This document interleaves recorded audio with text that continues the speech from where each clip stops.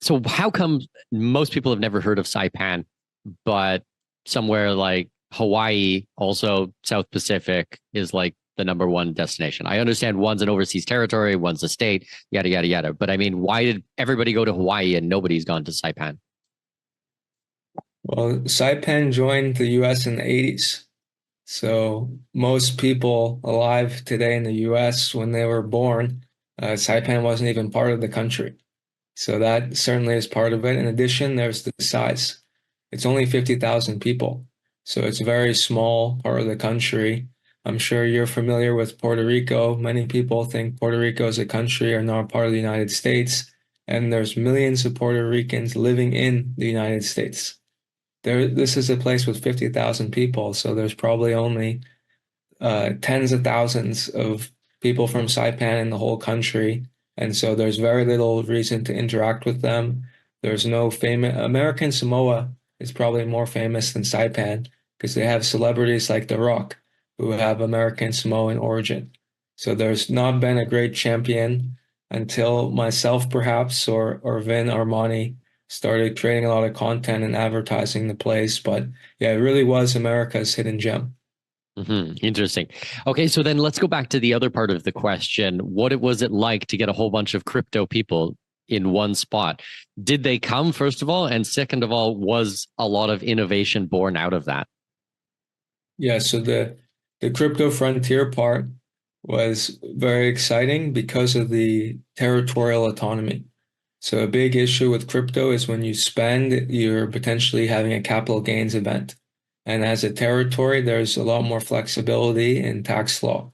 So it was theoretically possible to change the law and make it possible to spend crypto without penalty. So a few people were interested in that, like a handful, literally, at the early stages. This was in 2020, so right before COVID happened. And Vin Armani is one, Mark Edge was one, I and know there are a Mark. few other Mark's awesome.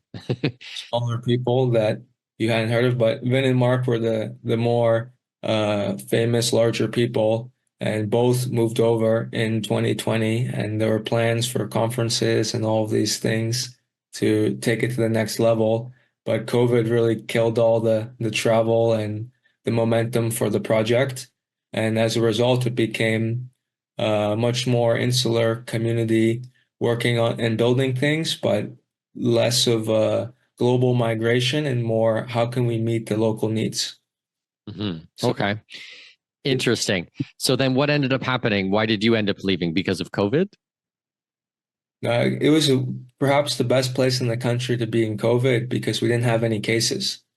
Okay. They essentially quarantined everyone that came into the island. So they were able to keep out COVID until October 2021, basically.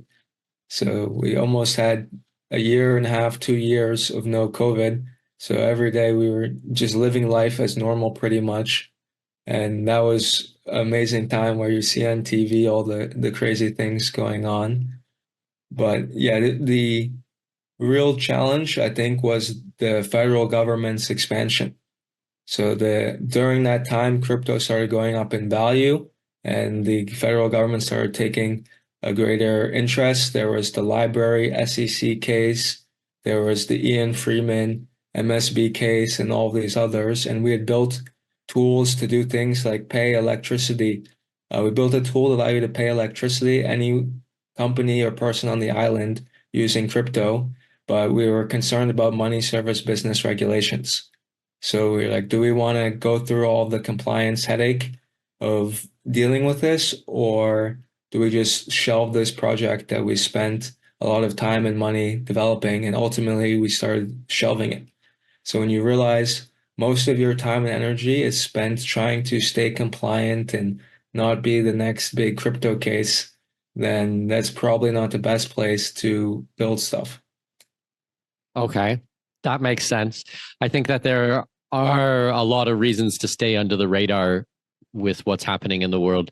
And by painting a giant target on your back is probably not the best option if you want to have a nice, peaceful life, let's say.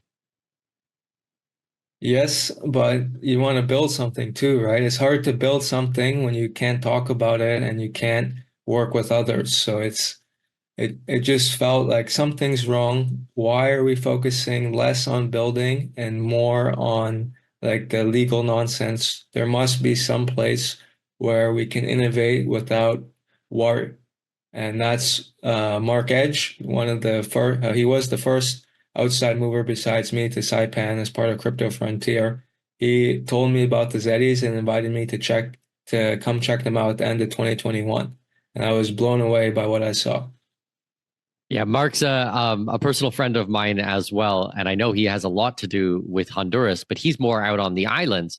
Talk to me about the mainland project, the other Zeddy that most people don't know about. Yes, the other Zeddy, which is actually the most populated Zeddy and thus the most populated free city in the world, is called Ciudad Morazan. I've kind of rebranded it as Bootstrap City because I think that better encapsulates the vibe and atmosphere of the project. So this is a city where rent is $120 a month. It's targeting low-income Hondurans making around $500 a month or so. And it's in the industrial heartland of Honduras. I think the location could not be better. It's 40 minutes from the biggest airport in Honduras, the biggest port in Central America, or at least the biggest deepwater port, Port Cortez, and is also 10 minutes from a small city of a few 100,000 that's the fastest growing in Honduras. So its location, I would say, is spectacular. The only downside is that there isn't a beach. Okay, that makes sense.